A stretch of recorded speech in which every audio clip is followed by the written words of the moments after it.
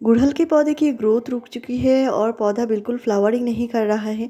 तो इसके लिए 3 ट्रीटमेंट बताऊँगी, जो ये 3 काम आपको ज़रूर करने होंगे और इससे पौधा जो है बहुत बढ़िया से ग्रोथ करना शुरू करेगा।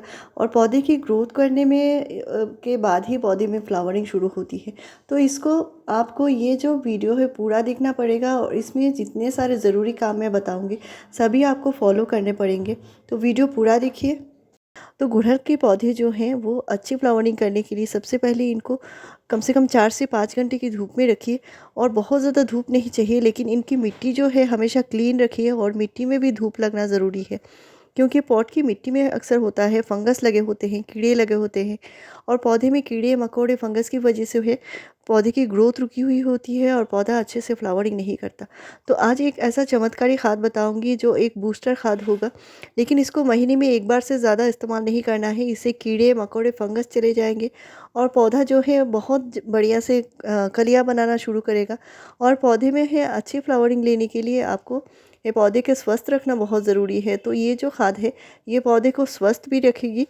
और आपका गुड़हल जो है अच्छी फ्लावरिंग नहीं कर रहा है तो पौधे की अपने अगर कटाई छटाई नहीं किया है तो आप मानसून में फिर से कटाई छटाई हल्के से कर सकते हैं। तो इस तरह छोटा सा छोटा पौधा भी अच्छी फ्लावरिंग करता है और मेरे चैनल पर इस पर डिटेल्स वीडियो आपको मिल जाएगी। छोटे से गुड़हल में आप कैसे फ्लावरिंग ले सकते हैं। और ये जो पौधा है ये हाइब्रिड गुड़हल होते हैं, तो इनको बहुत बड़े पॉट की ज़रूरत नहीं है। बहुत बड़े साइज़ के पॉट देंगे तो प्लांट में जो है मुड़े सिकुड़े पत्ते आना शुरू हो जाएंगे या जो प्लांट में फंगस का इशू है वो शुरू हो जाएगा। तो इनकी मिट्टी जो है पोरस रखनी ज़रूरी है ताकि पौधे में फंगस का इशू ना आए। साथ में इनकी जो मिट्टी है बहुत ज़्यादा मिट्टी एक साथ नहीं देनी है, यानी बहुत बड़े साइज़ के पॉट में नए पौधे को नहीं लगाना है। छोटे पौधे हैं तो छोटा पॉट में ही लगाइए। इसके बाद इसकी ग्रोथ हो जाए तो आप 6 महीने बाद फिर से इसकी रिपोर्टिंग कर सकते हैं। और मानसून टाइम जो है रिपोर्टिंग के लिए अच्छा टाइम होता है। तो अभी आगे जाके गर्मी बढ़ जाएगी, तो गर्मी बहुत ज़्यादा गर्मी जब बढ़ जाती है तो गुड़हल में फ्लावरिंग आना कम हो जाती है। और खुली धूप में अगर टेरेस में रखा हुआ है तो अक्सर होता है पौधा जो है शौक में चला जाता है। तो इसके लिए पौधे को 4 से 5 घंटे की धूप देनी है, इससे ज़्यादा नहीं देनी है। लेकिन इसकी जो न्यूट्रिशन है उसका ध्यान रखना है। तो गुड़हल के कौन कौन से न्यूट्रिशन ज़रूरी है, वो न्यूट्रिशन होती है प्लांट में जो है कंपोस्ट तो ज़रूरी है देना, लेकिन साथ में जो होती है उसको अच्छी मात्रा में पोटेशियम खाद की ज़रूरत पड़ती है। और गुड़हल जो होता है नाइट्रोजन और फॉस्फोरस दोनों की रिक्वायरमेंट थोड़ा ज़्यादा होता है। तो इसके लिए पौधे को नाइट्रोजन के साथ साथ पोटेशियम खाद ज़रूर दीजिए। और इस तरह मैंने जो 370 से ज़्यादा ऑर्गेनिक फर्टिलाइज़र के ऊपर वीडियोस शेयर किए हैं। इनसे आप अपने पौधे में हर एक पौधे में अच्छा फ्लावरिंग ले सकते हैं।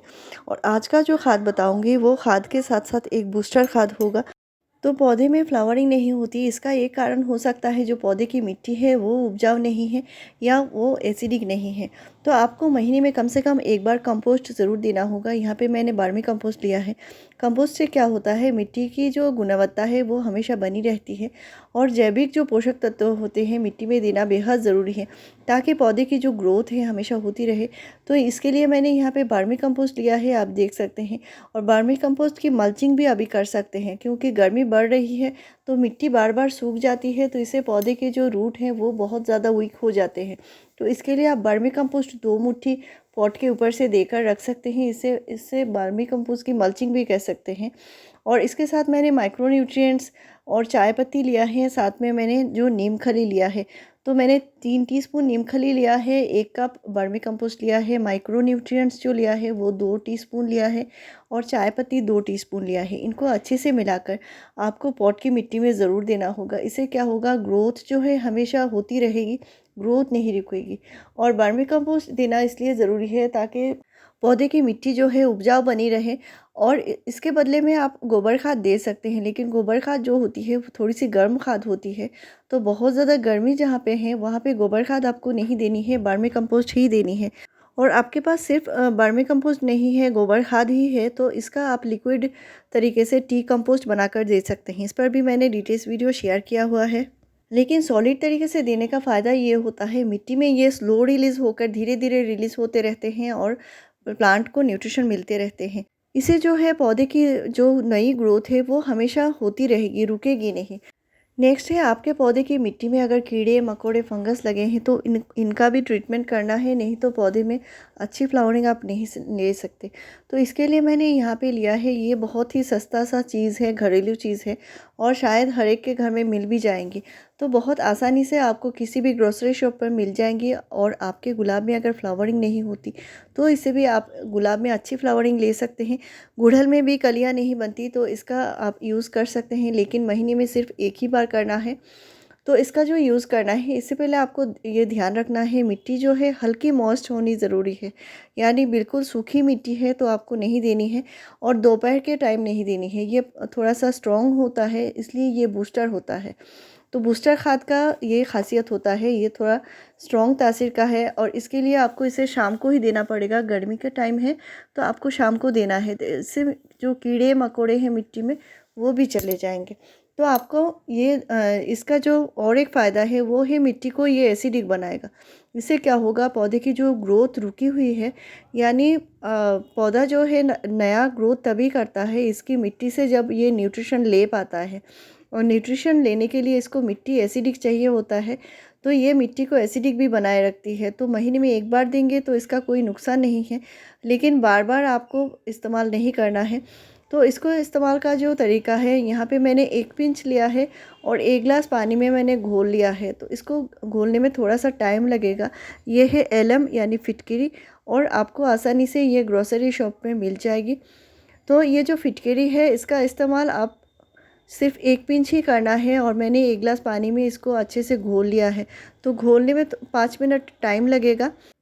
तो आपको इसे सिर्फ मिट्टी में देना है, लेकिन प्लांट के ऊपर स्प्रे नहीं करनी है। और ये जो है आप अपने गुड़हल में दे सकते हैं, गुलाब में दे सकते हैं, और बढ़िया से बढ़िया कलियां बनने के लिए ये ज़रूरी है। तो इसको घोलना है, जो ½ लीटर पानी में सिर्फ 1 पिंच देना है और अच्छे से डाइल्यूट करके ही देना है। तो शाम के टाइम ही देना है। और जितना सारा आपका गुड़हल का पौधा है हर एक पौधे में दीजिए, तो कभी भी फ्लावरिंग रुकेगी नहीं। और इसका जो न्यूट्रिशन है ये हमेशा पौधे को इस तरह लशकिन पत्तियां बनाएगा, और पौधा जो है इसकी जो कलियां है वो बिल्कुल भी नहीं गिरेंगी, पौधा जो बहुत ही स्ट्रॉन्ग बनेगा। तो जब भी लगे आपका पौधा ग्रोथ करना बंद कर दिया है या पौधा सूखने लगा है, तो उस तरह के पौधे में भी आपको ये खाद देनी है। और ये जो खाद है ये मिट्टी में फंगस भी भगाएगा।